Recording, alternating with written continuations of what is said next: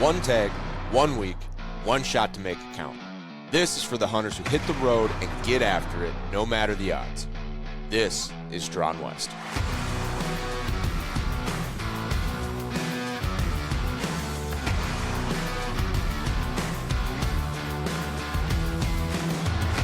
Welcome back to another episode of the Drawn West podcast, brought to you by Go Hunt. I'm your host, Brian Krebs, and today I have Kurt Belding on the call from Western Obsessions TV, and we've got a really exciting story lined up for everyone here today because Kurt went on, man, Kurt, I don't know what you call it, the hunt of a lifetime, the experience of a lifetime. We're going to dive into all of the exciting details, but welcome to the show. How is it going today, man?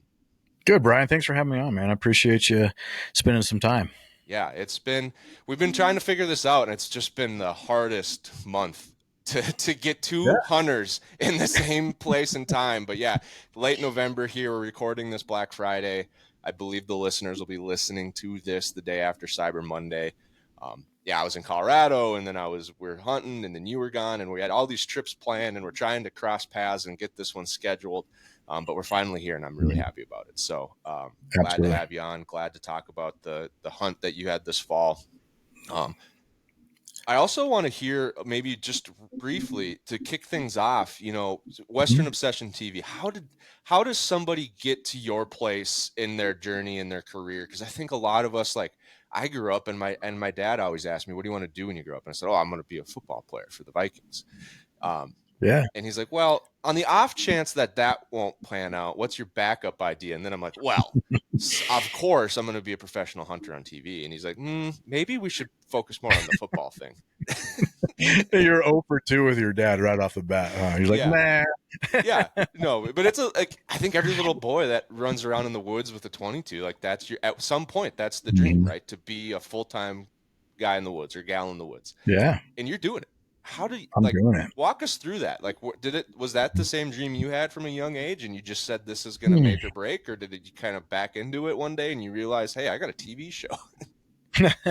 Man, good question. I'll be honest with you, I haven't really thought about me as a youngster, like a boy, right? Like, Here's what I do know. I grew up in the Midwest, grew up in Nebraska, and small little community, farming community, right? So, like, obviously I hunted, and my dad got me into hunting just like, everybody else, every other person out hunting. But I was always drawn to just wanting to be as deep into the woods as I can get. Just in the Midwest, it's not like you can get real deep into the woods. There's like creek lines and little wood patches here, but like I just wanted to be really deep in the woods, and I was ate up with hunting. I loved it. I thought about it all the time.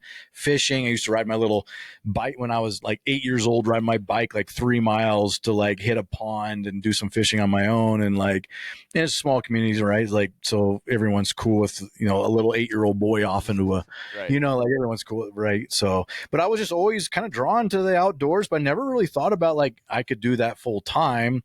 I wanted to be a pro baseball player. That was my thing. So like you with football, baseball was my thing. I loved it, and that's what I really wanted to be. But I was always ate up with the outdoors, and I actually played college baseball. And at one point, I just realized I didn't have the skills, man. I just didn't have the natural skill ability to make it to the next level. And during that time, I really didn't do a lot of hunting when I was in college. I was chasing girls and doing the party thing and doing baseball, right? And maybe going to class. Yeah. But, I didn't really get back. I hunted pretty hard with my dad and my uncles till I was like 16, 17, went to college, kind of took probably 5-10 years off of hunting, moved out to Colorado. And when I was like 25 and got back into hunting pretty heavy, because like, man, Colorado mountains, elk. And I'm a Midwest whitetail boy. I understand how to hunt whitetail. Well, you come out here to the mountains and you got thousands and thousands of acres of mountainous woods and hills. And like, how do you find an elk with all this land, right? Like I had no clue what was going on. It took me a little bit of just stumbling around the mountains blindly until I figured it out, right? And so that's kind of my story as far as like childhood to like my passion of outdoors, but I can get into more of like business. I've been an entrepreneur forever, a lot of different businesses, and just kind of, I'd be honest with you, and this is part of my like branding, Brian, is had a bit of a midlife crisis when I turned 40. And sold or closed all my businesses to just go hunting. Nice.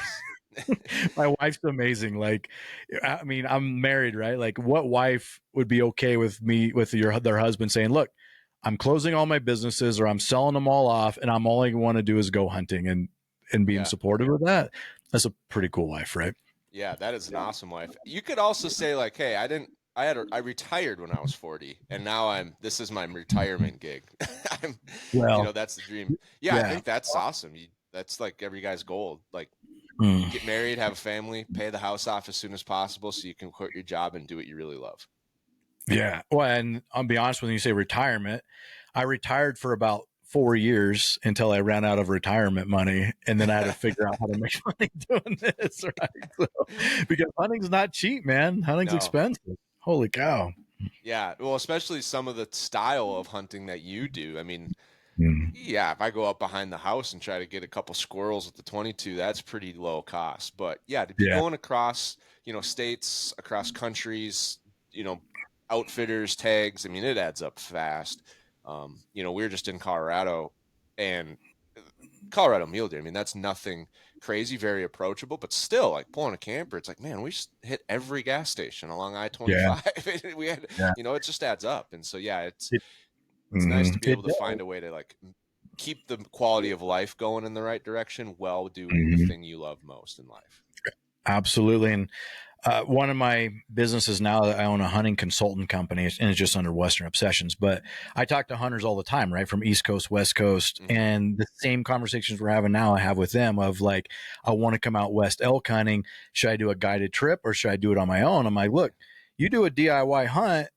I love it. I'm all about the DIY hunt, but expect to spend $3,000 every time you come out because that tags $800, gas, food, hotel on the front end, back end. Like you're spending $3,000 every time you come on a DIY hunt. So even like that, doing it all yourself, man, it can get pretty pricey. Yeah, I'm very curious with the consulting side. Do you ever hear this? Like, it's kind of you can trade the details, but I'll get this just because people hear the podcast and just in my personal life they know I hunt. I go out west all the time, so they come and ask questions, right? They want to do Mm-hmm. too, and I'll multiple times will get somebody come up and be like, "Hey, do you use like the MSR backcountry stove, or do you use the white gas, or?" And I'm like, what are you doing? Like, what are you trying to pull off here? And he's like, well, me and my dad are going on our first hunt this year, or sometimes it's just, I'm going on my first elk hunt this year, and I got my unit, and I'm going to do 14 days in the backcountry archery Ooh. elk on this OTC unit, and I want to know if I should get this or that stove. And I'm like, dude, we skip so many steps here. Like, Yeah. you've never been out west, but you want to do 14 days solo in the backcountry out of a bag. Yeah. Like, let's That's a start there. lot. Yeah. That's a lot. Well, have you even been backpacking, camping, right? Like, have you even done that? Because if you're Yeah. going to try to do 14 days out the gate, all you got to do is go backpack camping in your backyard for a Yeah. day or two, and you'll figure out some things real quick of like what stove you should have or what little gear you need. You know what I mean? So yeah. I get a lot of people. It's like they went too deep into YouTube University and they're Yeah. going to like a very elite level of Western hunting right out of the gate. And I don't know how to handle it. And I'm not paid to handle it. So I don't really have to have a great response, but I'm like, here, I love you. You're going to make it 3 days. You're going to end up in a hotel and then you're going to miss home and you're going to go home on day 5. That's This is, exactly. because I've done that, and everyone I've known has done that. Like, I love the energy. Apply it to a 4-day antelope rifle hunt instead first, and then build off of that. But, Yeah. And it's just like way too far, way into the details, and I'm like, back up, like you're taking off a big bite here. Like, this is a huge bite, and I'm just curious if that's common or just I'd run into some unique characters in my journey. I talked a lot more of like the older generation because they have some. Usually, the older guys got a little bit more money to play with, and they're looking maybe for a guided trip rather than a DIY trip. But the younger guys, in their late 20s, early 30s, that's never been out west elk hunting, and they're all gun ho, and they listen to some podcasts or they watch some. I love it, man. Like that is, I'm all about it. It's great, good for you. Let's get out here. Let's go hunt. But I'll say, Brian, is the number one thing is not what gear do I need. Gear's important. Right. The number one thing is mental toughness because an archery elk hunt, backpack style like that, it sucks, man. It's not all rainbows and unicorns like you think it's going to be. It's miserable most of the time. It Yeah. sucks. And you're going to want to go home, say day 2, day 3, when it's been raining on you for 2 days, you're 10 miles in Right. on your feet, you got blisters, and you're absolutely miserable and thinking, what did I get myself into? Where the line is drawn where people can be successful, and I'm not even talking about killing elk. I'm saying just staying in the field and finding elk is that mental toughness of like, yeah, I want to go home, but I'm Right. going to stay, you know? Yeah, I agree. I've told the story many times, but I ran into that. I did a solo mid-season rifle elk hunt in Colorado up at like 12,000 feet. And because I got into this weird situation where I could draw the tag. Colorado gave me like 4 extra bonus points one year. And I'm like, I'm going to burn these before they find out what they did. And so I got the tag. I did all the things, but obviously I was the only one. And so, yeah, I think it was day 5 or day 6, I hit that wall. It's like I wasn't eating enough. I was cramping. It was, mental toughness. And I'm like, hey, I don't want to give up, but I need to, change course here. So I went down to town, got a hotel and a pizza, got a good sleep, got a shower, got some carbs in, got some calories in, got back out there. I think day 7 or 8, shot a 7x6 bull.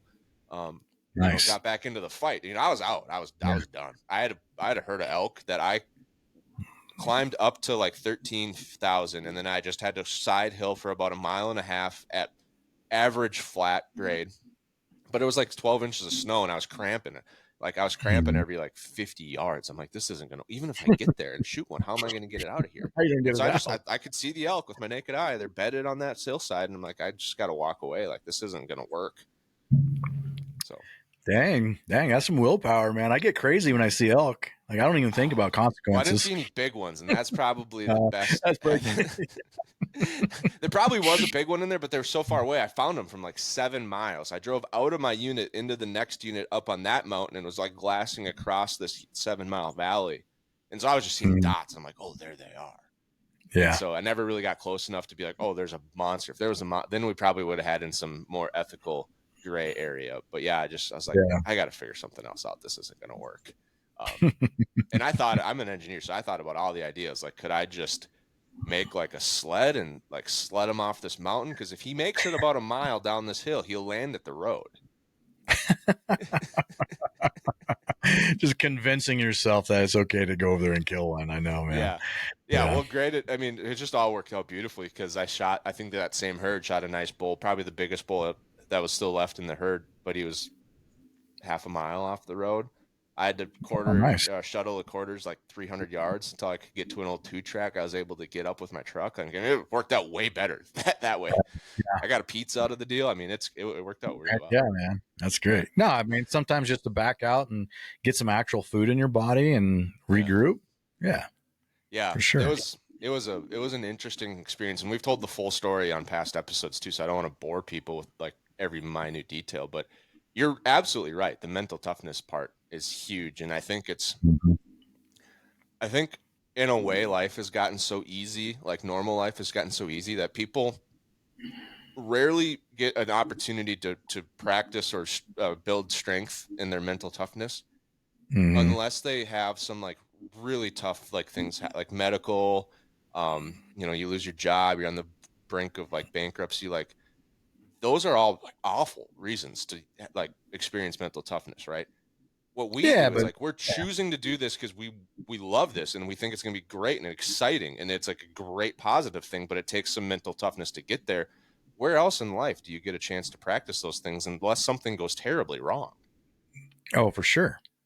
Right. Unless something like goes really wrong in your life. But, and I'll share a little bit of stuff that I do because I do a lot of backcountry backpacking stuff, which you need some mental toughness to do it.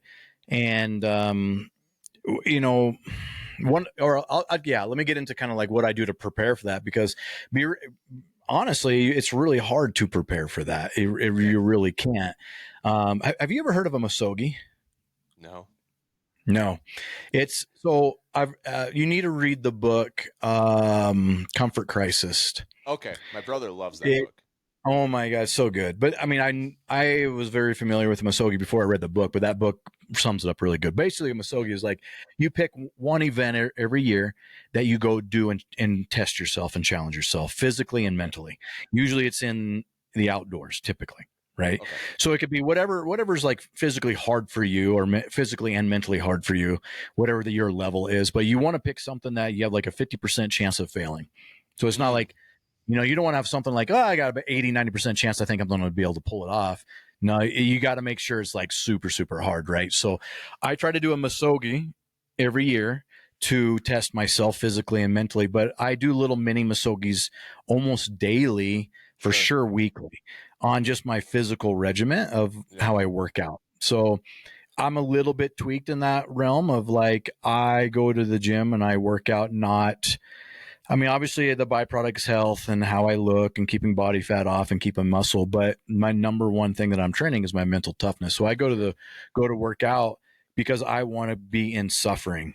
Yeah. Because that's my goal is like, how much can I suffer today in this workout? And that's literally my mindset. When I step in, all right, what am I going to do to put myself in the much suffering as I absolutely can? Sure. And I know it's going to translate to every part of my life, right? It's going to translate to me being a father, translate to me being an entrepreneur, translate to me to be a better hunter. It translates really well. But to your point of like, things are so soft, maybe you're an East Coast guy, Midwest, maybe a Western guy, never been in the mountains to hunt. And you come and you got this grand idea and thought of what it's going to be, and then you get punched in the face day 1, 2, 3, and you're like, oh my God, right? Like without that little cookie jar of like the mental toughness build that you've done, it's going to be really hard to stay in the field. But Yeah. now I've got a lot of mental toughness things I can reach back into and pull from. Like, God, one of my hardest hunts where I had to really reach in and use mental toughness is I was on Adak Island, Alaska, caribou hunting, and my videographer and me, we both killed caribou at the same time, and we're 5 miles from the shore. And I'm like, it's 5 miles. It's not that bad. Like it's only 5 miles. We'll be all right. But it was 5 miles as the crow flies, Ooh. and we both put we quartered up, put an entire caribou on our backs, and to get it to the coastline so we can get it out, right? And we came back in because we had another tag. We went anyway. We left at like 8 a.m. We didn't get back till 1 o'clock in the morning back to our tent, and it had started snowing, and we didn't mark our camp with Onyx, so we were getting lost. And oh my God, it was probably one of the worst experiences I've ever had physically and mentally. But now, anytime I'm in the field and things are going sideways and getting rough, I go like, well, it's not as bad as that time we were in the ADAC. So yeah, sorry, Yeah. I've been going off on a tangent about mental toughness, Brian, but you're hitting Yeah. some of these topics that I like to talk about, man. Yeah, they're great. I think they're great topics to make other people, especially newer people, aware of. I almost want to make like a t-shirt that's like just a simple graph of like the emotions of every hunt ever, right? And Oh it man. starts at 0 and it goes straight up about halfway through on the trip to where you're going is like the Mm-hmm. peak, right? Like, and I mean, there's graphs like this about everything in life, but just translating it, like the peak of like ignorant optimism, right? Like Yeah. you're just like, oh, we're gonna see bulls, and we're gonna, I want to throw punch one at 12 yards while he's bugling at me, and that's what everyone dreams about. Of course, everyone's Mm-hmm. excited about that on the drive out. You get there, and like day 1 or 2, it just straight down. Like you realize most of the time it's just way harder than we thought it was going to be. This unit isn't quite as good as we thought it was going to be. There's more people. It's a little steeper. There's less elk. We're not hearing bugles, and you hit this valley of despair at like day 3. Yeah. And then you kind of figure it out. You're like, okay, we got to do this and this and this. This unit's different. You apply some things, and you start to like climb back out of that hole, and you kind of coast at like the realistic, this is where we're at, right? Having the right tool for the job can make all the difference in the world, and that applies for our Western hunts too. Especially if you're coming from the Midwest like myself, because if you don't have it, there's no going home to get it. That's why many of us Western hunters are also gear junkies. And the same is true for the folks over at Go Hunt. They have built the Go Hunt gear shop to be jam-packed full of the best, highest quality gear needed for your Western hunts. They try out everything that gets into the shop, and if they don't like it or if they don't use it, it doesn't make the cut. So if you need something for your next trip, Go Hunt has something for you in their gear shop. They've got everything from optics, camping gear, accessories, apparel, footwear. They've got packs. They've got some of the best brands in the industry. So if you're in the market for some new gear, consider checking out the Go Hunt Gear Shop. They're an avid supporter of the outdoors. They're supporters of this podcast. And most importantly, they're supporters of you. They want to help you be more successful in the West. So there's no better place to shop for your gear, information, or knowledge than Go Hunt. And if you use the code DRAWNWEST when you check out, you're going to get 10% off most of the regular priced items in the Go Hunt Gear Shop. So head over to GoHunt.com, get the gear you need, use the code DRAWNWEST, and get the right tool for the job this fall. And then you pull it off, and then there's usually, or you don't, but there's this ending, and a lot of times you do. You work hard, and you stay in the fight, good things happen. Now, pull it off might be like, hey, we bugled a bull, and I just didn't get a shot, but successful hunt, right? Or super successful. I stayed in the fight, we worked the pressure, we figured out a different way to get in the spot, we got a mule deer, pulled it off, right? It's almost like you could have that shirt and just be like, here, this peak, that's like, the gas station in Nebraska, halfway there, right? This valley, day 3, you haven't seen an elk yet. Like here's, you come back, it's just this, and I'm an engineer, so obviously I think about it in a graph, but I feel like it's just good information to tell people, like, expect this. And like, man, I feel like shit. It's day 3. We haven't had an elk yet. Brian and Kurt told me this was going to happen. All I got to do is not give up. Yeah. Well, and here's something I do also that I've learned throughout the years of hunting is instead of me focusing on the outcome, which is find elk, kill elk, or whatever your goal is, right? Because you can get pretty discouraged when you don't find elk a day 3, like you're talking about, right? Yeah. I really focus on the experience, man. So like, day 2, it might be raining, I'm freezing, and it's just miserable. But like if I can pull, a cool looking rock or a little bush or a flower or a bird or a score, something kind of like, that's kind of cool. I'm out here, 5 miles deep and I haven't seen anybody today, and I'm in the middle of the mountains and the woods, and I'm experiencing this little thing. Like that's super cool. So I really try to pull little experiences that I'm enjoying. It's better than being at home at work or, or doing something you don't like. Right. So if you just kind of pull those out and focus on your little experiences that you're having day to day, and not worry so much about, I got to find elk, I got to kill elk, or I got to get my end goal. Just keep grinding, man. And that'll happen or it won't, but just enjoy that experience being out there, Yeah. 100%. I had mule deer hunt this year. We both shot deer, me and my wife, and her shooting her first mule deer was obviously the best thing, my favorite part of the hunt.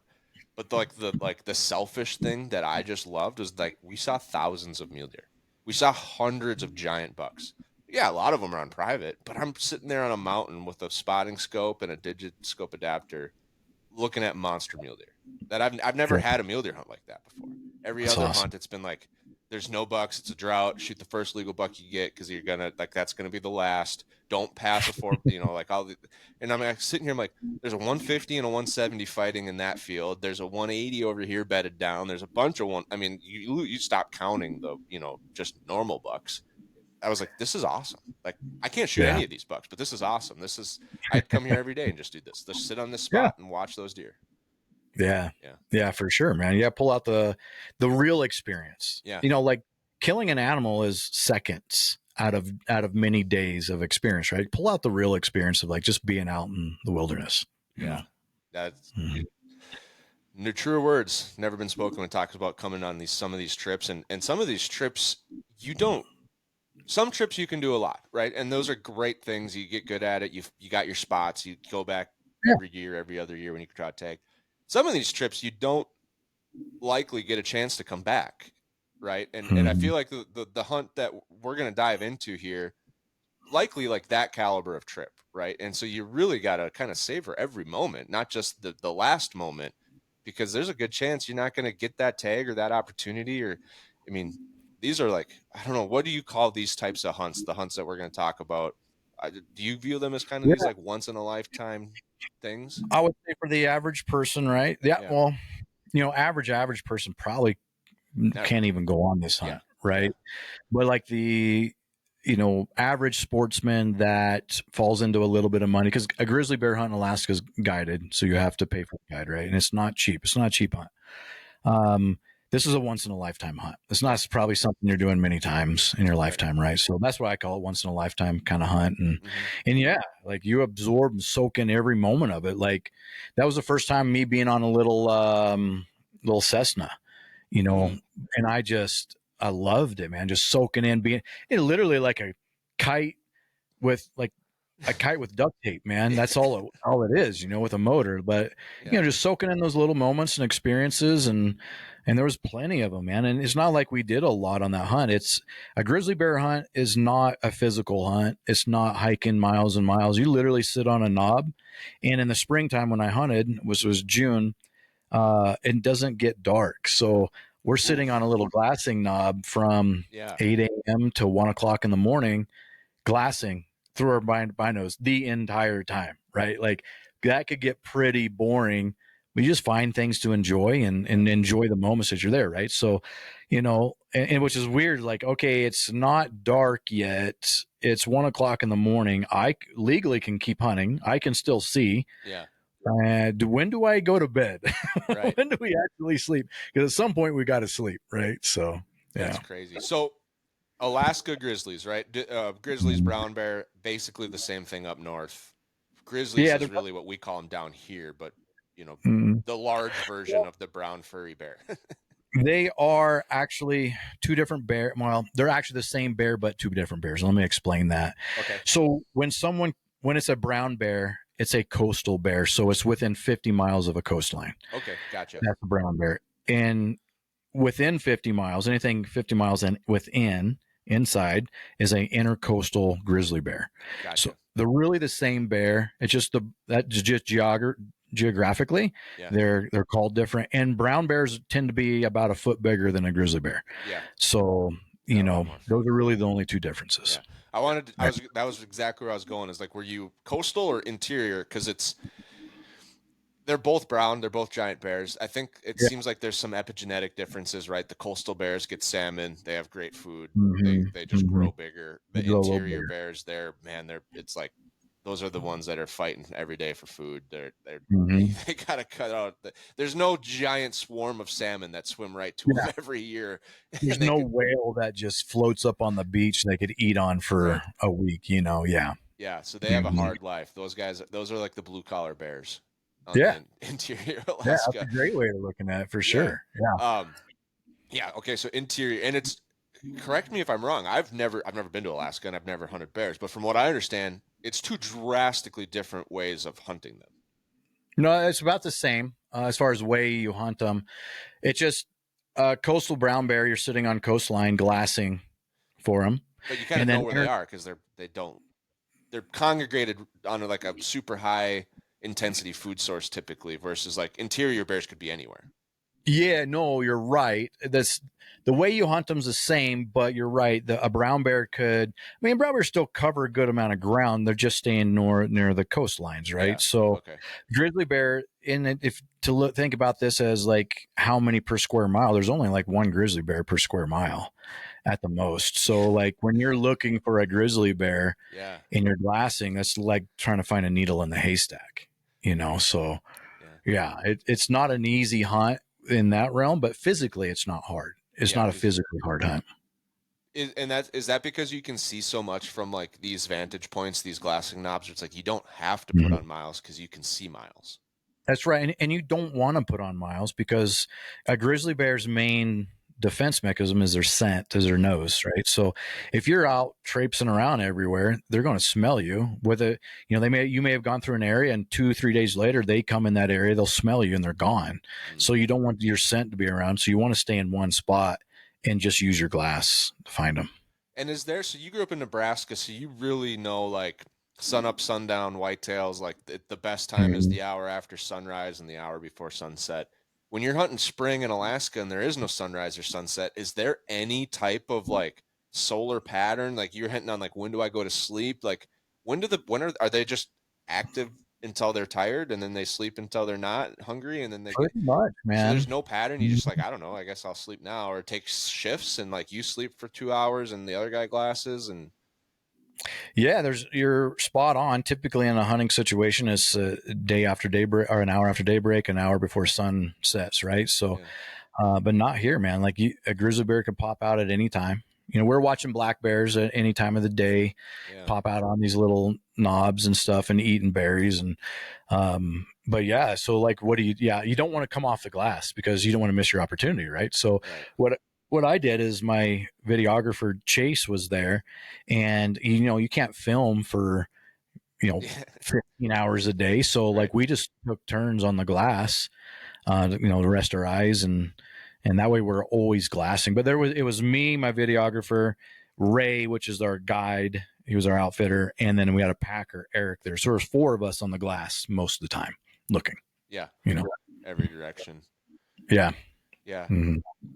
I'd really be curious to get a side note, and this is maybe Mm-hmm. my own curiosity a little bit. I know my wife is newer to Western hunting, and she came with us on the mule deer hunt, and she commented on it, and it kind of brought me back to my early days. But like when you never glass, and then you go on a trip like this where it's straight glass, like you typically get a headache really fast.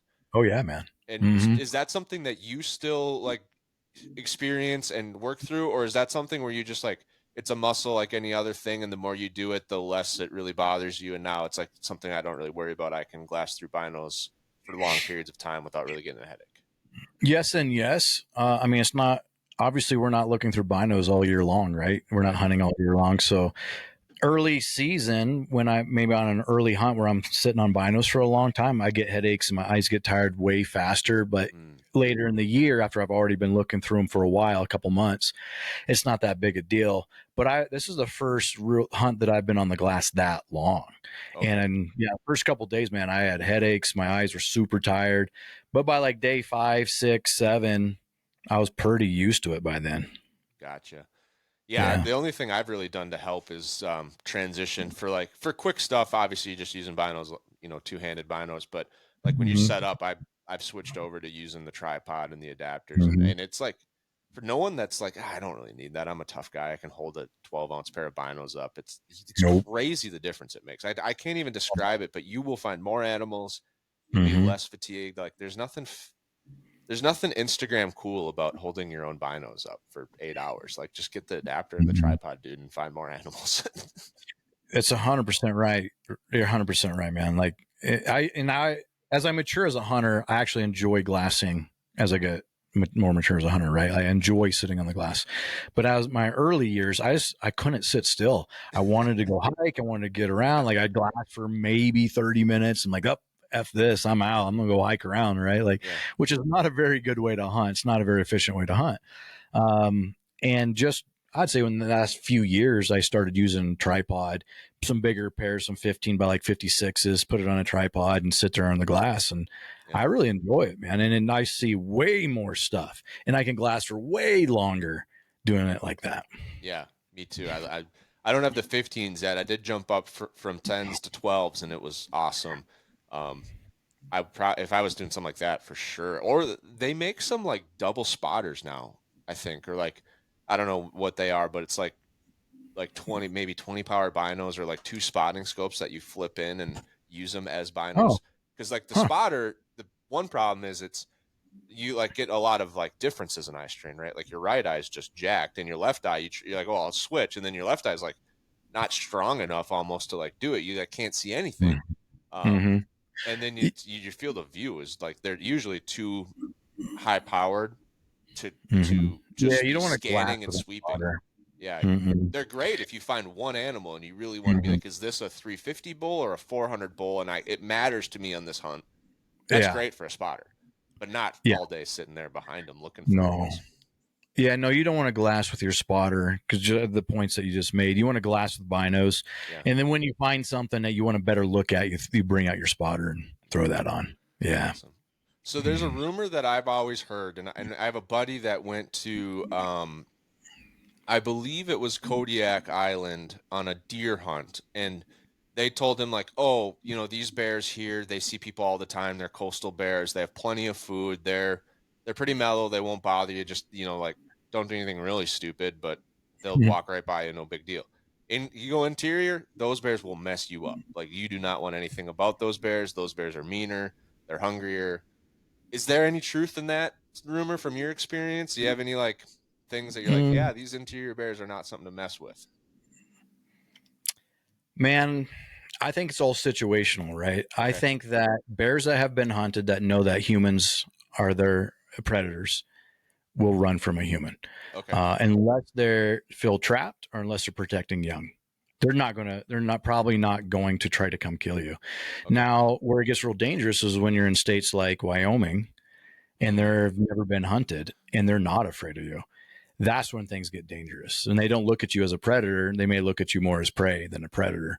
That's a dangerous bear right there. So I would say most of the bears in Alaska will run from you and they're not going to come jack you up. And I was on Kodiak Island mountain goat hunting last year and we saw a grizzly bear, which that caught our wind.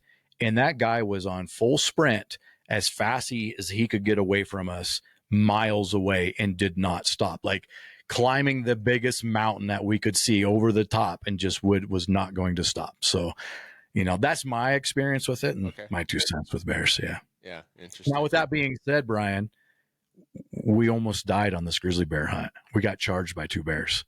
Two bears. Uh huh. Th- A boar and a sow. That's crazy. Yeah. I've heard of a lot of people getting charged by a bear, but you talk two at once or two separate instances? 2 at once. This is okay.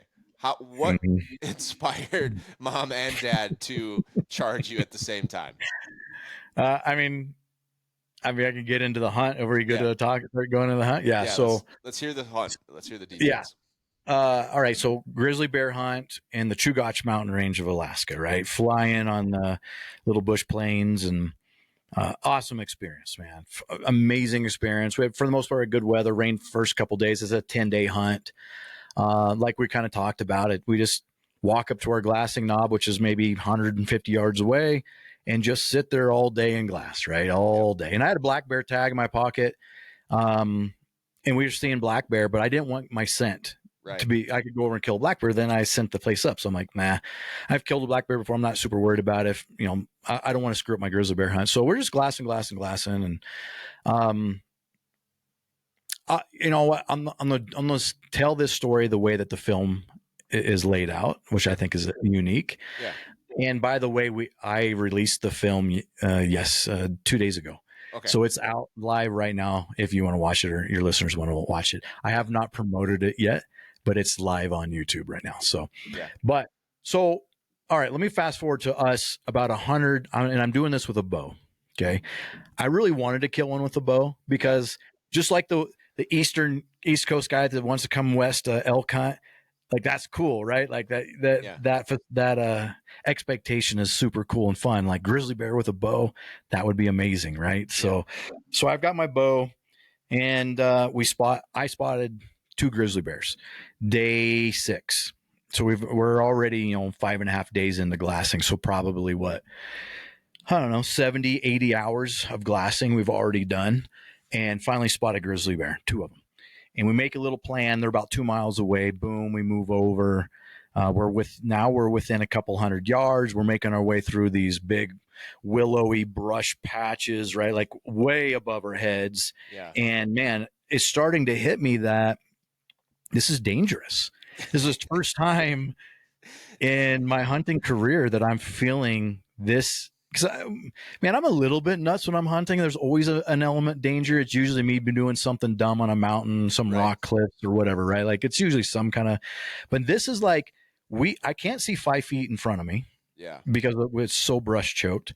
We're making noise. There's 2 grizzly bears that we no longer have eyes on. They're in the area somewhere, and if we jump them and spook them or like surprise them, that could be really dangerous. Yeah. Right.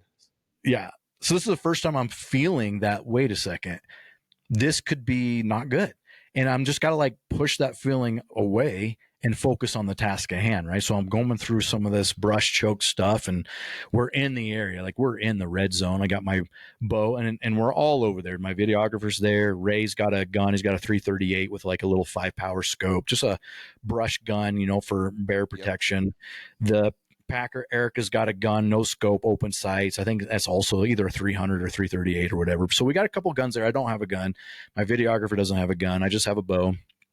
And we're getting into them, and we don't know where they're at. We come up on a little bit of knobs. So we're out of the brush at this point, and we're kind of thinking, no, we don't know where that. Let's just sit tight here for a second and see if we can get eyes on them, making sure the wind's good, that we're not swirling. And we peek over this last knob, and we see one of them bedded, sleeping. Right. So, and by the way, like, I know these are grizzly bears, like man eaters, right? You think cutest bear ever, man, sleeping is a big old fluff ball laying down there, and she'd pick up her head a little bit and look around and go back to sleep. Super cute, man. Like, looking back at it now is super cute. But so, all right, in that moment, we're looking at it, and we're looking at an opportunity to kill it with a bow, right? So we're about 130 yards out, and it's just, there's not much wind. It's real quiet. We don't know where the other bear is at. And it's super open for the most part getting down there. And there's 4 of us. Right. And we had conversations also before this of like, look, he's with a sow. If you stick him perfectly with your bow, she's not leaving him. So he's going to go off either wounded or go die in the brush.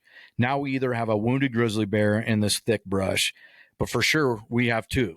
That sow's going to be there. She's not going to know what's happening. All she knows is her man's hurt or dying or whatever. So we got 2 bears to contend with in the brush, right? So super dangerous situation.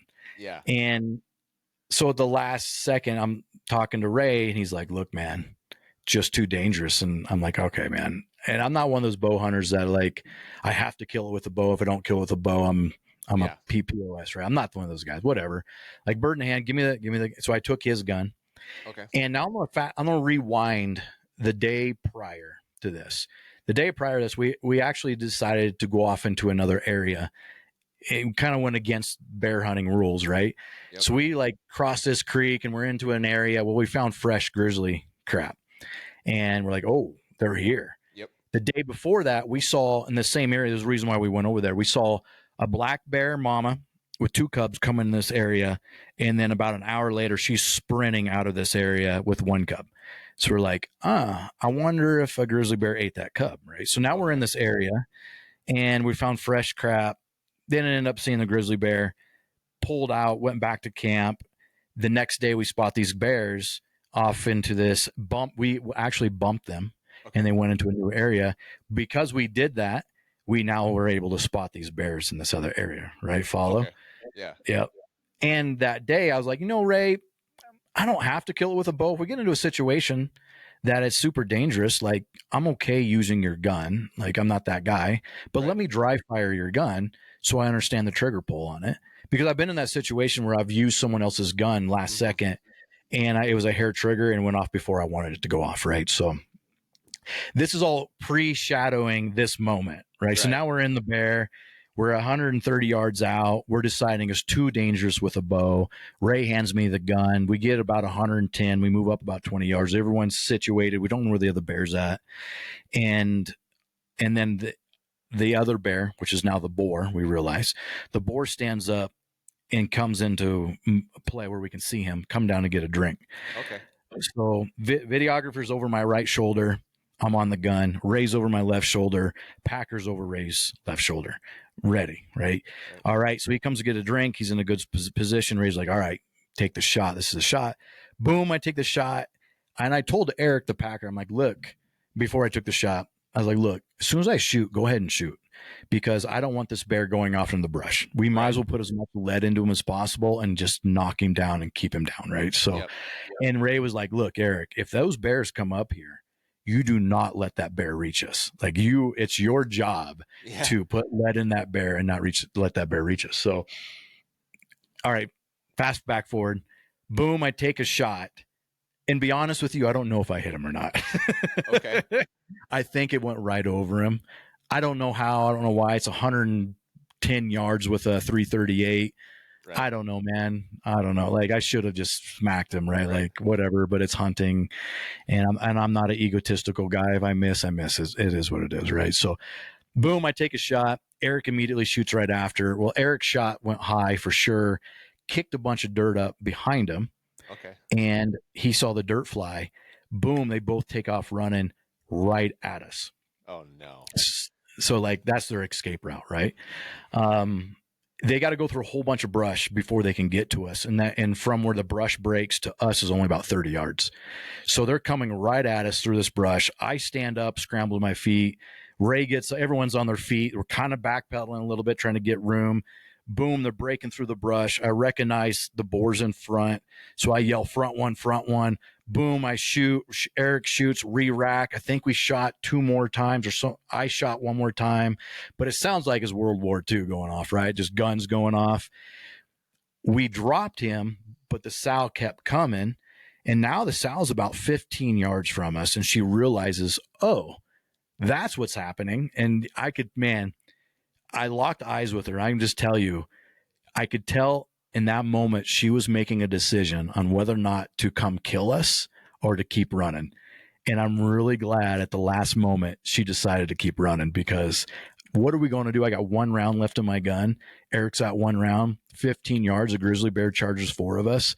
There's nothing we're going to do about it. We're dead, or we're messed up pretty bad. 15 yards. Yeah, super close, man. So, the footage of this is my cameraman shitting his pants just like I was. And so and he had a long lens on, which I know video in a little bit, right? So he's got a long lens on. So it means like he's zoomed in on the bear at 120 or whatever we were. So now at 15, you can't see what's going on, and he's scrambling and the footage is everywhere. But all you're going to hear is us yelling, hey bear, and boom, boom, boom. And like, just kind of freaking out. But, so she moves off. We end up killing him, and we know she's going to be around. Like, she's not leaving. So we're all on alert. Yeah. We skin him out, do our thing, take pictures, we pack him about 2 miles back to camp. The next morning we wake up and she had followed us back to camp. We had grizzly bear tracks 40 yards from our tent. Oof. I don't know what's worse. 15 yards in the daylight when you can see them, or 40 yards at night when you have no idea they're there. And I'm sure she was like smelling him, right? And trying to figure out where he went. Yeah. And then we had his hide back at camp, like in the snow, probably 30 yards from. And she went all the way to the hide and, decided not to come into camp, about 30, 40 yards from camp. So spooky. Yeah. Yeah. I mean, it got pretty Western for sure. Afterwards I'm shaking pretty good. A lot of adrenaline. I have adrenaline every time I kill anything, you're always shaking a little bit, and, but some extra adrenaline on that one. Oh, I'm sure it's different adrenaline. I get adrenaline too, and I shoot a whitetail doe with my bow. This episode is brought to you by Matthews Archery. Folks, I just upgraded my Halon to the all-new Matthews Lift X, and I absolutely love it. I went with a 33-inch axle, which is a great fitting bow for anyone like me that's got a little bit longer draw length. And I also went with the 80-pound limbs this time because it gives me the flexibility whether I want to shoot it at 70 for whitetails in Target League, or if I want to bump that up to 75 or 80 the next time we go on an archery elk hunt for a little extra energy. And the one thing that I am still blown away by is how smooth this bow shoots. There's no hand vibration when it goes off. It's incredibly quiet, and it's an absolute tack driver. So if you're in the market for a new bow, head over to MatthewsInc.com and check out the new Lift X, either the 29.5 or the 33, depending on what you're looking for. And you're going to see why I've been loving my new Lift X. Yeah. But I'm in a tree, and whitetails don't really have sharp teeth. Much less, 2 grizzly bears running at us. And I mean, how much time between when you and Eric shoot and they start running, like how long did it take them to close that distance? I think we looked at the film from our shot to her deciding not to kill us. I think it was 17 seconds. And so 5-10 seconds to cut the distance. Maybe 5 or 10 seconds looking at you like, what's going on? 15 yards.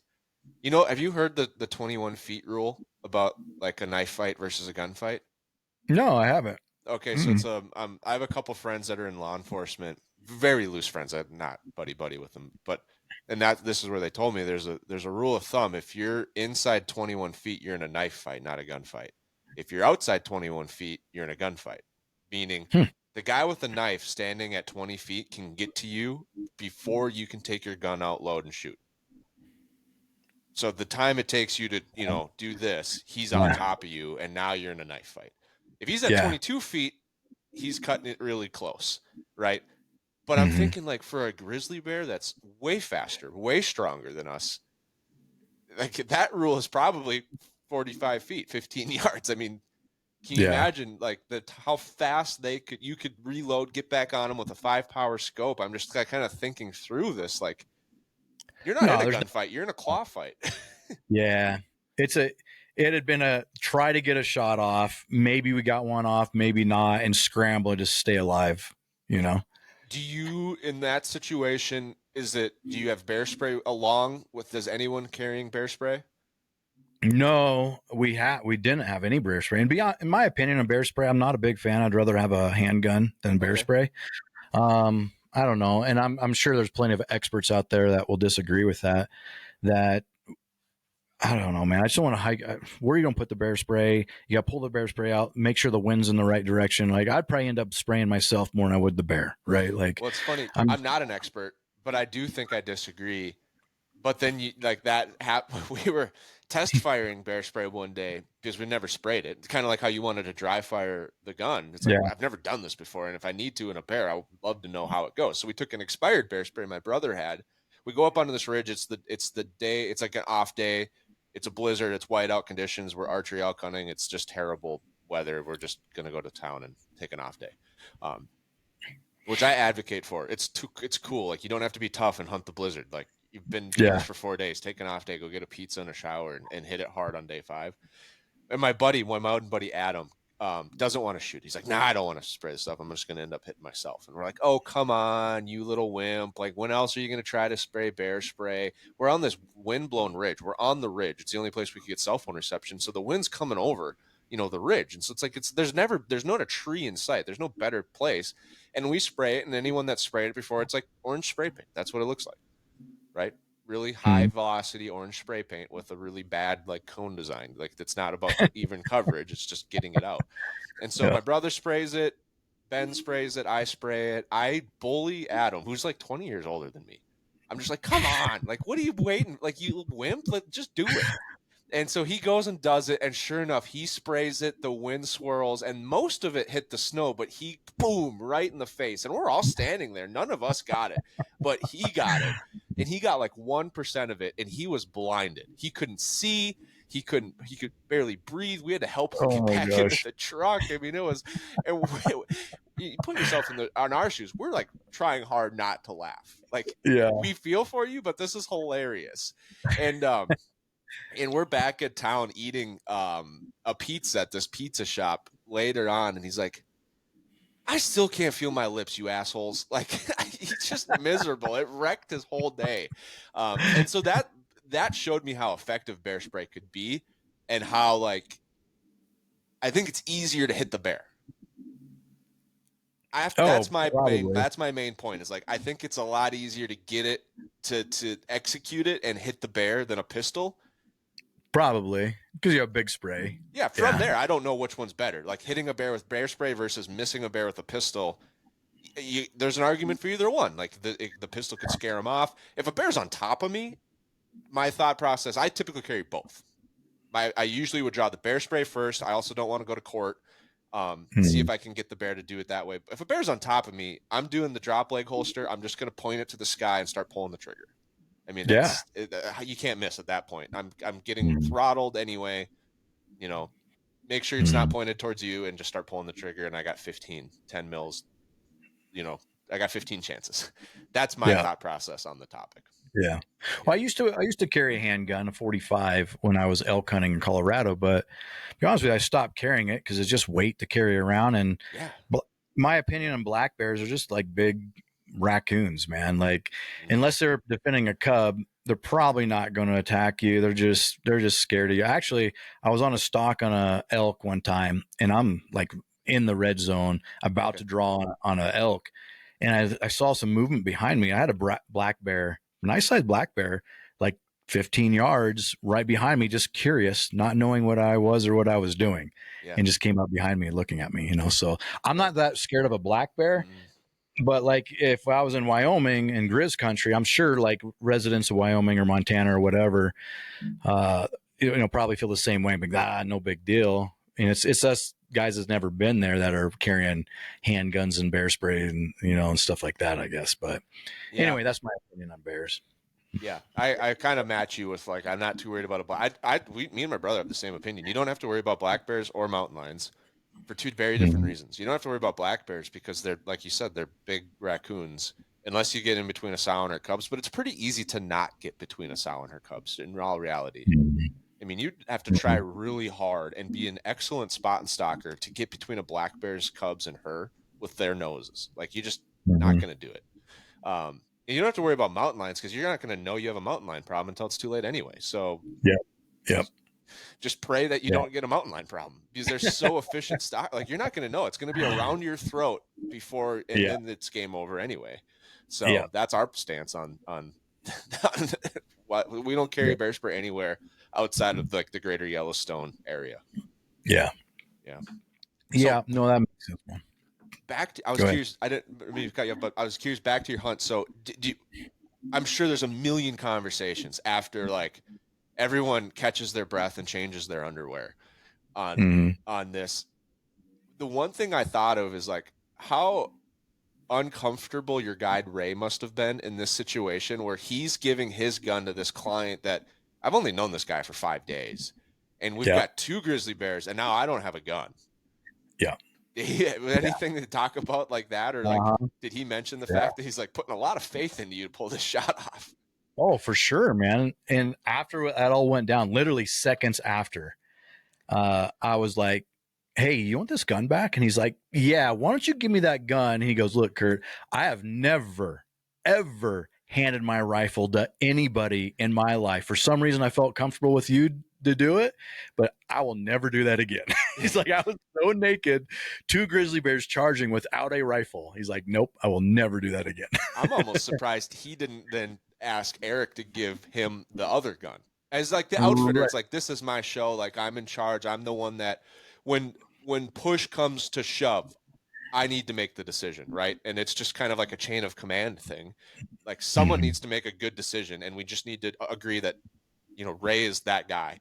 And he's like, I don't have a gun. Like, I hope you're a good shot, Eric. Don't screw up. Like, I'm out. Peace. Like, him and Chase, my videographer, their lives were in our hands in those moments. And, to Eric's defense, I think he's ex-military, and his military training came out. So if you ever watched the video, you could see it a little bit, but like, you can tell, man, he's military, and his military training came out where like he's covering and like he's stepping forward, and like I'm not military, so I don't know like the logistical parts of it, but like you can definitely tell like it clicked in for him, and he was full blown like military boom in that moment. It was pretty cool. Well, that's good. Good that he had training, and maybe then that makes sense why Eric had the other gun. But yeah, I could just feel like that guide would be like, give me that. Like, it's back, but I was like, what do you do? Like, either he's never doing that again, or he's going to bring 2 guns is right. Or like, hey, I know you want to shoot this with the bow, but you're putting your rifle in your pack as well. Like, I'm not bringing you out because I'm not doing that again. That didn't work. And a 5-power scope, that's at 15 feet, that's high powered again. Like, that's a lot of magnification. Yeah. When I looking through that scope as they're charging through that, breaking that brush, like I'm not seeing an entire grizzly bear. I'm seeing the neck and the chest in that scope, right? Like that's what I'm putting that scope on. So, I'm just, Midwestern boy, we're used to offhand shooting like that, right? Because that's how you deer hunt is offhand. You don't, never deer hunt off of prone or anything like that, right? Like the longest shot you take as a Midwestern hunter is like 150 yards maybe. And I'm very confident, very good with offhand because of growing up doing it. So, yeah. But it's weird, man. Like when I'm around a weird situation like that where things are getting crazy, for some reason, things just slow way down for me, and I get really calm. And I was so everything slowed way down, like the bears were running in slow mo, and I just got really calm and really just deliberate and no big deal. But afterwards, I was like, yeah, man, that could have gone bad. I know exactly what you mean with like time slowing down. And I don't know what it is. I don't know if your brain synapses are just like high off adrenaline and they're working faster, so you're just processing more thoughts. I don't know, like, you know, if your eyes are like speeding up and you're like everything is truly looking like it's in slow motion. Because I've heard people say like the deer's eyes work at like 4 times the frequency of ours. So literally everything that a deer sees looks like it's quarter speed for us. Um, and so Interesting. that's why they can like duck it. Like it looks like they're dropping arrows and it looks like they're like catching the slightest movements because they have such good vision. I don't know what it is. I know what you're saying. I have of like compared to your bear, I don't even want to share my bear encounter story because it's so lame. Especially my reaction was like very over what done. But we were out cutting, archery out cutting in. We were in the heart of grizzly country, and on this trip specifically, this was a place where on the other side of the mountain there's this goofy flower that came into bloom this year, and it killed every cow on that mountain. And Oh, so they had so many, and it's right outside Yellowstone. So they shut down that side of the mountain to hunting, like in the special press release, because there's like there's 30 bears out on this mountain right now. Somebody has a video of like all 30 of them eating all these dead cows. And so we're like, oh great, they're on the other side of the mountain. We don't have to worry about them. Well, the day we got there, they go, oh, all the grizzly bears left. You guys can hunt both sides. And we're like, oh great, now they're back on our side of the mountain. uh, 4 people got mauled that week in this valley, like within 5 miles of where we were oh hunting. my gosh. One of them was like a mile up whatever Cherry Creek, and we're like, Ben, didn't you shoot your bull a mile up Cherry Creek the day before this mauling? And he's like, yeah, we did. That's my so probably unrelated to his gut pile. Yeah. And we're in this setup, right? And we've split up. We're probably, you know, we're starting to do like 3 wide, 1 caller, and now it's been like an hour because we're slowly working through this woods. And I start to see this movement out through the grass, right? And I'm like trying to figure out what it's a long ways away, like 150 yards away. And I'm like looking at it. I'm like, oh crap, there's an elk coming straight towards me. Perfect. Right. So I'm getting my bow's knocked. I'm getting ready and it's coming. And then I'm like, it's coming a little fast, right? And it's coming a little low. You know, elk are, you know, you're like eye level with an elk. And I'm looking through this, and it's almost like the ferns and the grass. I just see this thing going like this coming my way, right? And I'm like, all of a sudden it gets like 50 yards. I'm like, holy shit, that's a brown bear. So I'm like, right? And I drop my bow, just drop it as I'm looking down. And for me, my pistol's on my right, my bear spray's on my left. I'm trying to drop both of them. But as I'm drawing them, I remember like time slowed down and my nock and my broadhead stuck straight into the ground and my bow was still knocked. So it like bounced once and then tipped Oh, over. And I remember looking at that one like, well, that would look really weird. Like the fact that it stick in. And I look back up and this bear stops at like 25 yards and stands up. And I realize it was like a 75-pound cinnamon phase black bear cub yeah. that was Yeah, just but running my direction. Wasn't Yeah. charging me. We were both equally scared shitless. And so then it sees me, takes off. I'm like, I am so glad nobody saw this. Yeah, I mean, you're probably on edge anyway because you're in grizzly bear country and Yeah, and you we see had a just brown seen bear one. running at you. Yeah, Yeah. we just seen one the night before, like 300 yards from camp. And I'll tell you what, having to go to the bathroom in the middle of the night, right after someone saw a grizzly bear 300 yards from camp, Yeah. you're like, I think I can hold it for 4 more hours until the sun comes up. Yeah, and you're in this little pitch tent that you're basically a human burrito for that bear, right? Well, That's how that's I something I feel. wanted to ask you about. So you're interior. There are no roads in interior Alaska. You obviously flew in, and so Mhm. you're so limited. Where was camp? Did they have like a outfitter log cabin that they had built out there in the years? Are you tenting it? Like how We're did you? tenting it. Yeah. Yes, we flew in our tents Okay. and tented it there. Yeah. Were you doing Yeah. anything like the portable electric fence? Like what was your camp strategy? Because obviously, like that's a big part in grizzly country. Like basically, rule number one: don't bring any food in the tent. Right. Yeah. Yeah.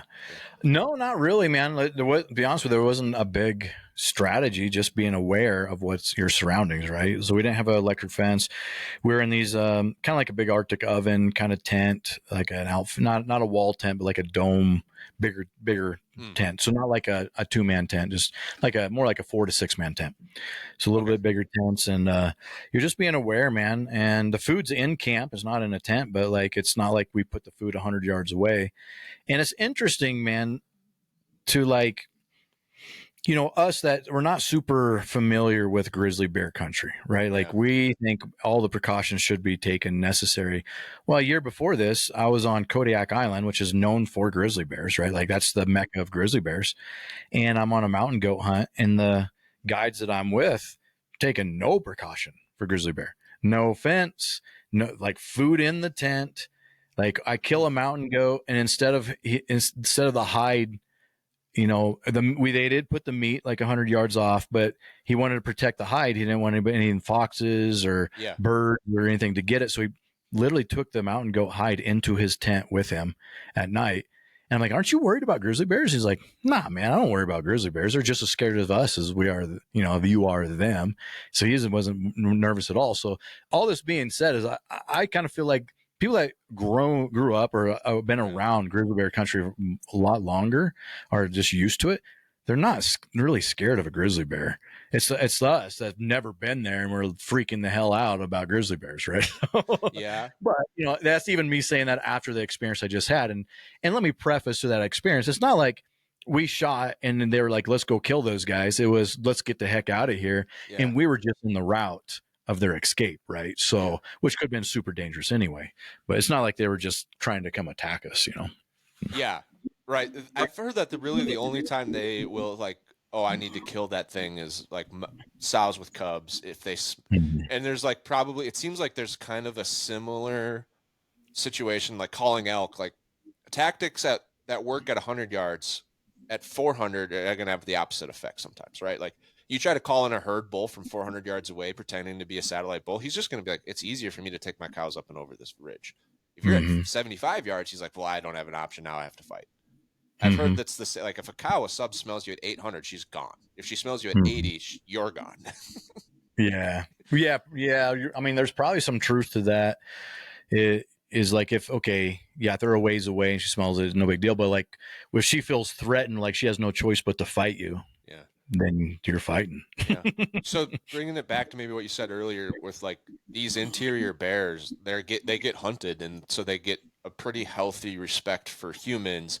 You thinking that's kind of why like the locals, it's like every time like the density is so low and these bears know it. Like a lot of times when they have a run in with a person, it doesn't end up well for them, and so they just build up a fear of humans versus like maybe like that same thing if you were right outside Yellowstone. It's like these bears are man eaters. Like they don't care about you. They just want the food. And they know you bring food. They know you kill elk, and they've never had a bad experience with a human because no one hunts them.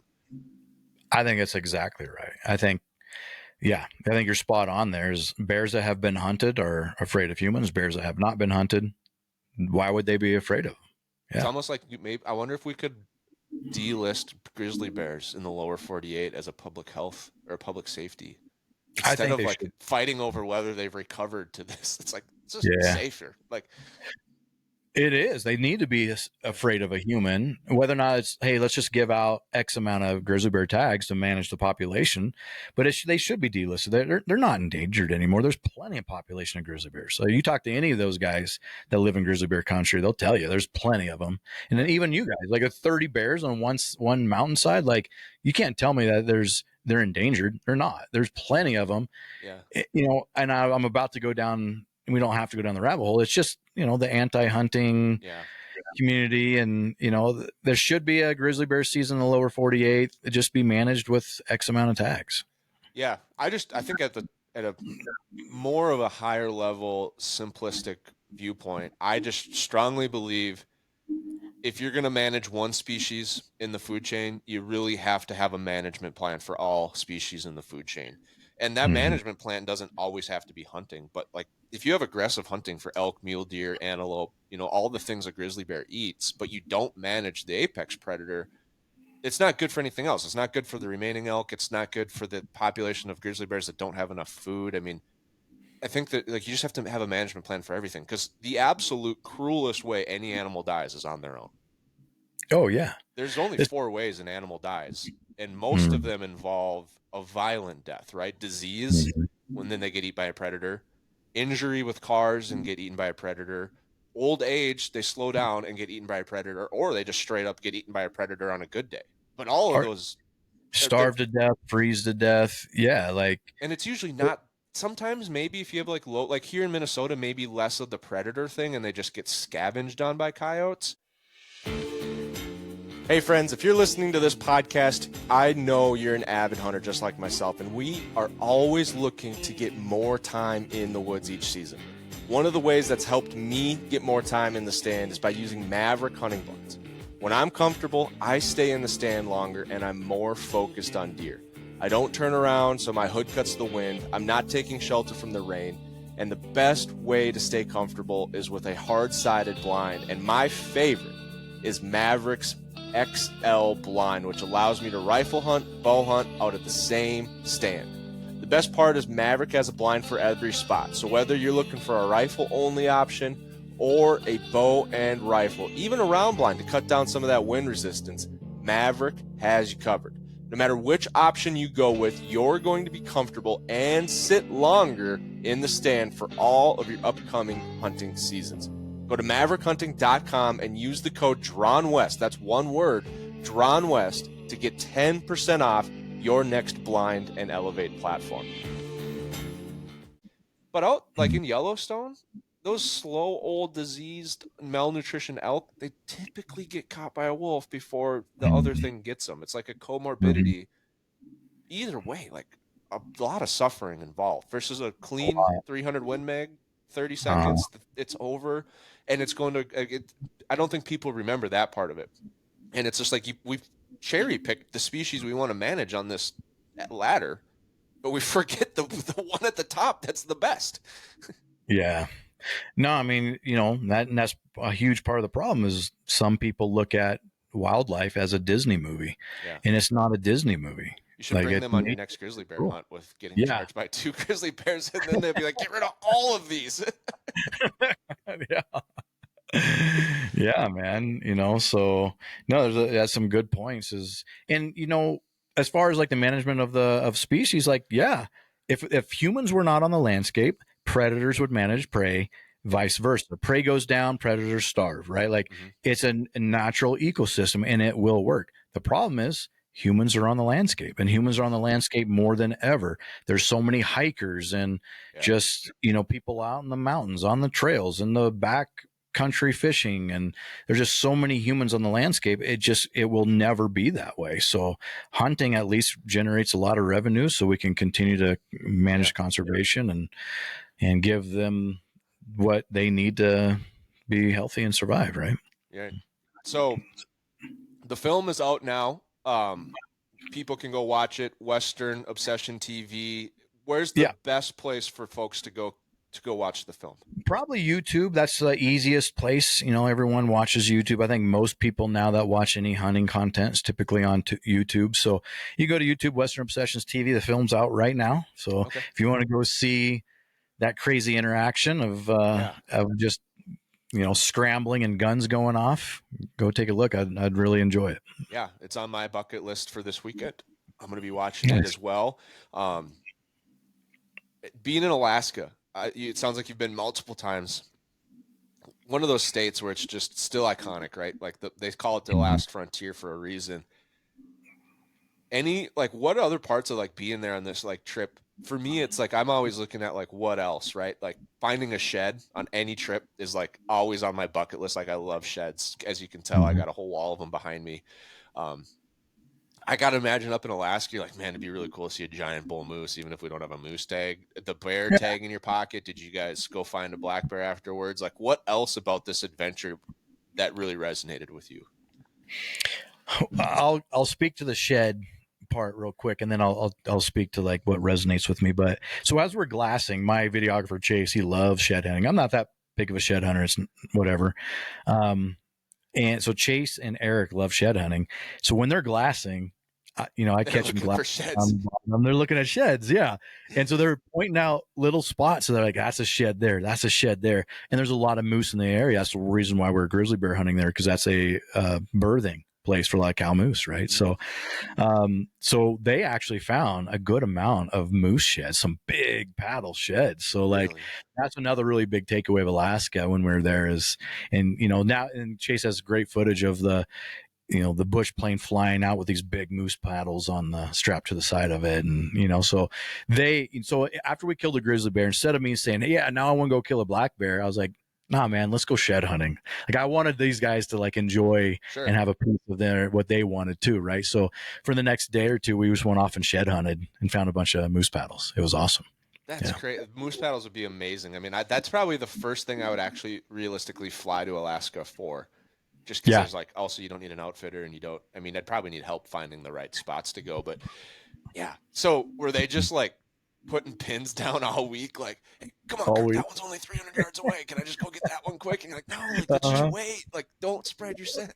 Yeah, no, and they knew the game plan. They don't want to spread scent, but they're biting at the bit to go pick up those sheds. And so we had to walk out to go get water in this little stream, probably 300 yards out. And Chase is like, "Hey, I'm gonna go with Ray and get water." So he's over there trying to peek the shed, and All of a see if sudden that the one's path to water starts getting wider and wider. Yeah, Well, I got to for sure. imagine. Do you use like any of the new electronics enabled optics? Like I know Leopold has a rangefinder, I believe, that you can like hit it, and if you connect it, it'll drop a pin on your onyx. Like I haven't yet. I haven't bought that yet, but I know exactly what you're talking about. that's But gotta no, be a I shed haven't. hunter's dream. Oh, for sure, right? Like you're glassing up sheds and you're just dropping pins for sure. Yeah. Because especially in that terrain, I mean, like again, I've never been there, but if you come to my farm here in Minnesota, you're gonna be like, hey, this looks like Alaska. I mean, we've got Yeah. 15-foot alders and choked out willows, and it's so thick. It's a problem. It needs to be like set back. But I got to Mhm. imagine, like you find that paddle, but then even if it's only 400 yards away, by the time you get down, everything looks different. You can't see the paddle Mhm. anymore, and that's got to be a big challenge too. So Oh, for sure. Yeah, that's a challenge on any hunt that you're glassing, right? Like, okay, I spotted a bedded deer or whatever, but by the time I get there, like it's a completely different world. yeah, So you like dropping a pin is key, So, but remember me saying something about like when I was when childhood, I just loved being as deep in the woods as I could get. yeah, That just adventure, and I've hunted the western states, Colorado, and a lot of these western states for a long time, but it's really hard to put this into words, and a lot of people will say this about Alaska. If you've never been to Alaska, it's so hard to describe it. It's like once I was in Alaska, I realized the mountains of the West aren't crap. yeah, Like it's nothing. yeah, Like I'm not when I'm in Colorado mountains, because that's where I live in Colorado. Is like I'm not somewhere where no one has ever been, or someone has nowhere ever been in the last 50 years. Like people all over those mountains. Like in a day, no matter where I'm at in Colorado, I can hike out in a day, yeah, no matter what, right? Unless I break a leg, but I can get back to my truck. I can yeah, go. There's nowhere in Colorado that you're 20 miles deep away from your truck, away from right, a road system, right? Like, yeah, but when I'm sitting in Alaska, we're 70 miles from the nearest road alone, right? yeah. No way to get back. And just the ruggedness, Vastness, yeah, the vastness of that landscape is amazing. Like it's definitely like that fire is always there for me of wanting to be the most remote that I can be and in the most wild, rugged places. And now that I'm tasting and experience Alaska, nothing touches it. yeah. Nothing. What would you think if someone's listening to this and they're just like getting fired up about Alaska in general? What would be like your ladder? So like for example, Western hunting, I tell it basically everyone, like if you just want to go on a hunt and you want to like practice, like you want to get out west, you're not sure, go on an antelope hunt. Uh-huh. Great first hunt for anyone that's like first Western hunt. You're going to see animals. You don't have to like get crazy gear. You don't have to get crazy backpacking knowledge. Like it's just a good fun hunt, right? I always call it like type one. What's like the Alaska version of like, hey, if you're gonna do this, like here's what I would recommend to start with. Like maybe Mm. not mountain goat, maybe not stone sheep. Like let's, start small or start here. Like what would that be for you? Yeah, that's a good point. And I like what you said about antelope, especially like if no one is really spot and stock, like your Midwest, Eastern Right. guys, if you're sitting in blind, sitting in tree stands, and you never spot and stalked an animal, an antelope archery hunt is the absolute best hunt to hone in your spot and stock skills. Oh yeah. It's amazing. You go on, it's so high action and Yep. it's so hard, but if you can get close to a pronghorn on the plains, like you can kill anything. Right. You know, Yeah. to your For sure. point, but yeah, like the latter, pronghorn. But if you want to really like get into Western hunting, just get into the mountains. Even if it's like I'm going to hike up, backpack, and go fish this mountain pond, go do it, right? Like because you got to learn the terrain, how to handle the terrain, what that's going to do to your body. Like even this year, I'm a veteran at Western hunting.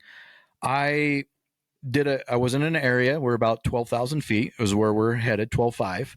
And I did a route where we got up really fast, like we're straight up. And I got altitude sickness as a veteran Western hunter because I went from like 9,000 feet to 12,000 feet in an hour, and I got a headache and I kind of got altitude sickness. So like to that point, just get up in the mountains, get used to that low oxygen levels, get used to the terrain, get used to the navigations. You don't even need to be hunting. Yeah. And then, do a mule deer hunt, do an elk hunt, whatever, but you just got to get used to the mountains, right? I'm sure, Brian, like first time you're in it, it's pretty intimidating, right? To be in the mountains. Yeah, and there's a lot to it, and I'm always a big advocate of like you don't have to learn, you don't have to drink from the fire hose, like, and that's why I say like antelope hunting, you're gonna practice a lot of skills, you're gonna practice spot and stock, you're gonna practice glassing, you're gonna practice navigation. I think that's something that no one ever talks about. It's boring, it's dull, but understanding which roads you can take and which roads you can't take, and how to get to these different pieces of public land, like it's different in the mountains. In whitetail country, you just put it into Google Maps. Like, hey, I want to go to this WMA. And you're there. No, you didn't have to think about it, right? You listen to a podcast the whole way. Out west, it's like, oh, that road's closed, and this road's a 2-track, and that, on the map it's open, but when we got in it, it's washed out and it's rutted up, and you can't get you might Subaru cross track through it. Or like I have an F-150 pickup, but it's a very overlooked. You're going to learn that on an antelope hunt. You're going to start assembling these pieces, and then you apply that to like a mule deer hunt. A little bit farther in, a little bit higher up, a little bit more at stake, but you've done a lot of the foundational things. Then you do the archery elk or a sheep or whatever else crazy tag you draw. Like now you're really, using all the skills you've acquired versus like day one, you think you're going to go find a backcountry elk bugling and you're going to, it's like, there's so much you can learn and you don't all have to learn it all at once. This is kind of my philosophy with like new people that are just like, where do I start? And with Alaska, there's like, I think it's just like start over. Like everything you thought you knew about Montana, like, start over. Everything's bigger. The logistics and navigation are way more challenging. I'd say maybe verbatim, everything is harder. Like every species is a coastal black bear. Like you're kind of just boating around looking for bears on shore. So maybe that one's not that hard. Like it's an easy concept. We just are going to boat around until we find grass with bears in them. But everything else, I feel like it's harder. The terrain is like, I've heard like my buddies when there's like, yeah, every step you sink 6 inches. Like there's no good footing. Like packing's harder. Yeah. Well, I think for me, the biggest barrier to entry is just not having the knowledge of Alaska. Like I don't understand how to even to get started. Right. Like that's probably for most people, like, Western hunting, it's compared to Alaska, it's super simple, right? You drive to Colorado. That's where most people do. And you drive up a mountain road and okay, I'm here in the mountains. I can just step out and start doing it. You might not be doing it well, but you can just start doing it. In Alaska, you're not going to really drive to Alaska, right? Like it's probably not, I mean, you can, but it's probably not an option. Like I'm not driving to Alaska. So, okay, now I got to fly. Where am I flying into? Am I flying into Anchorage, Fairbanks? Where am I going? Alaska's massive. How do I even get to where I'm going? Now I got to figure out a flight, a bush plane. Where do I find a bush plane pilot? Like that's probably the hardest part of hunting Alaska, because you could do it yourself moose hunt, do it yourself caribou hunt. You can go fishing, you can go shed hunting. There's some lower expense hunts that you could do it yourself. And even, lower expense, like a do-it-yourself moose hunt, still 10 grand.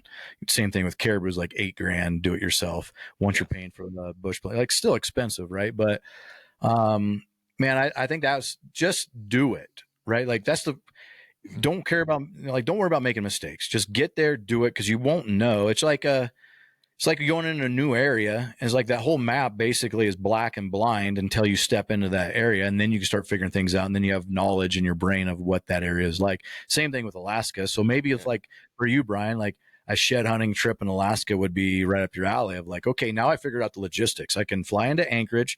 From Anchorage, I can go and jump and use this company to fly me into this region, and they'll know some landing spots that they can land or they can't.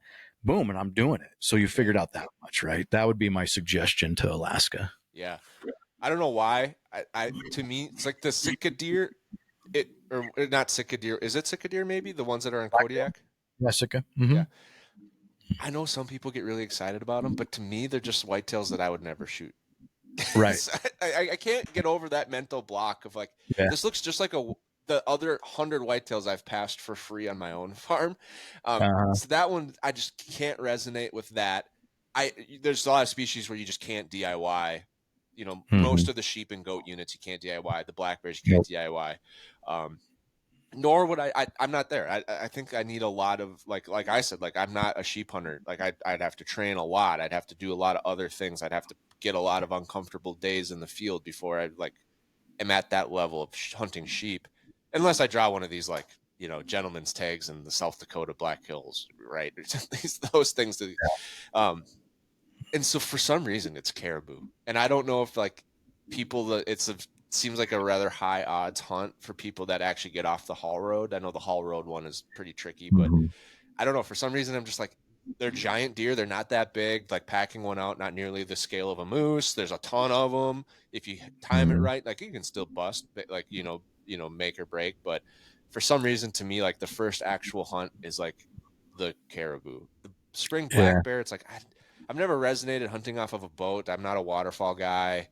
I've never hunted a bear, and I'm just like, you know, I don't know. That would be cool too, but the caribou is the one that just for some reason resonates with me on the first hunt.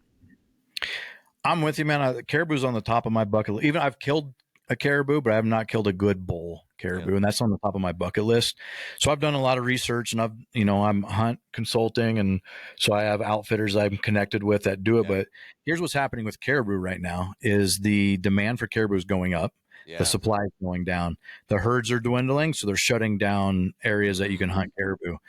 Which means is now there's a big wait list to go caribou hunting, and the prices are really expensive, even to do it yourself. So, you know, you can use a air taxi charter and have someone fly in, drop you off. Well, even doing that, it's at least $8,000 to do that in most of those places. So, you know, for me, I'm not a rich guy. $8,000 that's a lot of money for me to go on a hunt, you know. So, yeah, I agree. I mean, that's a lot of money for virtually everyone doing anything. $8,000 is a lot of money in the world. I mean, like I think people don't, they see things like Steve Ranella or Randy Newberg, or like, first of all, it's probably a lot of money for them too, but they've been doing this a long time. They have a lot of connections. They're making money off of it. It's like, it's easy to see those people because they're so public and they have so much content out there that you kind of think like everyone's doing this. It's like, no, everyone is not doing this. Like most people are looking at getting a deer in the freezer because their $30 tag at the gas station just got them $270 of ground beef. And that makes a difference in their family with the grocery bill. Like that's the average person. And so it's like, no, not everyone is doing these hunts. There's a lot of people that have means, but a lot is like, you know, a couple thousand people a year are doing hunts like this out of 330 million in our country. Oh, for sure. Yeah. And if you don't mind, Brian, I know we're getting past time here.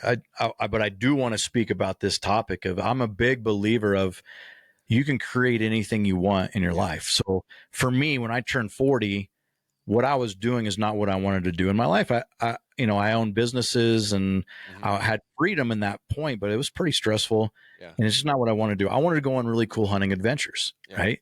But I'm never a rich guy. So like, how do you figure that out? Like if you want it, you figure it out. So here's what I've done is through my connections and through the work that I know how to do. I'm good at marketing. I'm good at sales. With Ray, we'll take this grizzly bear hunt for a prime example. This is a $20,000 hunt. you know, 25,000, probably $30,000 once you all said and done, plus taxidermy, right? Like, Right. I don't have $30,000 to put down on a grizzly bear hunt. So what I did is I had started a hunting consultant company, contacted Ray, a friend of a friend, and I said, hey, and he's all about trading out a hunt. We created a website for him. I created a commercial for him. Now we're selling for him. We've actually about to partner in the business. So like I did a $30,000 hunt at cost of what it, you know, tags, flights, hotels, food. It still cost me $10,000, which is the most expensive hunt I've ever been on. Right. But the point I'm trying to make is if you want to do these hunts, you can. You just have to figure it out. Like you can create anything you want in your life. You don't have to just say, well, I'm dropping 30 grand, you know, good luck, family. Yeah. You know what I mean? Like you just got to figure it out. You know, that's what I've done is like I hit 40. I'm like, this is how I want to live my life. And I'm going to figure out how to do it. And I've been very blessed to do as much as I have so far. Yeah, and it takes a couple years. I think that, I mean, I have a buddy, and you may know him, Eric Clark from Okayest Hunter, big in the whitetail space here on the eastern side, but he's big on like, you know, it takes time. Like you just gotta, you know, it's nothing happens overnight. Everyone overestimates what they think they can get done today, and I'm suspect number one, and they underestimate what they can get done this year. Yeah. And you apply that for 10 years, and then it's like you had no idea what was possible. You thought you were going to get this all done this week and be a professional TV hunter by Christmas. But what you didn't realize is that you could be doing what your dream is in 10 years. Just don't put a timeline on it. Just start working. Just start, like, kind of like the Western hunting thing. Like, just go. Just get going. Like, that's what we've done with this podcast, the John West Show. Like, I was on a different show, and I was like, hey, I want to build it myself. I want to take it independent and see if I can really make this thing. And we've learned a lot along the way. It's been a great journey. There's things I didn't know this year. There's things that in June I didn't know that now I'm like, this is so obvious. Why didn't I think of this years ago? Right. And they're not big. Yeah. It's not like I'm life changing, but like, it's just like, man, I should have been doing this 2 years ago. Yeah. I mean, have you heard of the concept of pounding the stone? No, maybe. No. I don't know. You know, if you're trying to break a big stone, right, you got a hammer or whatever, and you hit it. You don't see anything happening. There's no crack. Yeah. Right? Yep. You just got to keep pounding the stone. And eventually you don't know if it's going to be the 10th hit or the 150th hit, but if you just keep pounding it, it will break. Yeah. That's what you just got to do, man. Right. Awesome. Like I'm sure as you experience in your podcast here is you're probably like pounding the stone, not seeing much, not much movement for a while. And you just got to keep grinding and grinding and grinding. All of a sudden something will pop. Right. Yeah. That's pretty much everything I've noticed so far in life is like, if you look at it, if you zoom in into like days, weeks, it never seems like anything is moving in the right direction. No.